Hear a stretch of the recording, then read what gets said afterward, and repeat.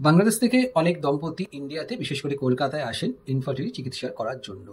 এই চিকিৎসার মধ্যে অনেক সময় সেকেন্ড ওপিনিয়ন থাকে, কেউ ল্যাপ্রোস্কোপি করাতে চান, কেউ আইভিএফ অথবা আইইউআই করাতে চান। আজকে আমি doctor Indranil Saha, infertility specialist, আলোচনা করব কেন আইইউআই করার জন্য বাংলাদেশ থেকে কলকাতায় আসবেন না। তার কারণ হচ্ছে আইইউআই খুব সামান্য একটা প্রসিজিয়ার, যেখানে সাকসেস রেট মাত্র 10 থেকে 15% বলা হয়, এবং এই চিকিৎসা করতে গেলে আপনাকে মিনিমাম 1 সপ্তাহ থেকে 10 দিন কলকাতায় থাকতে হবে।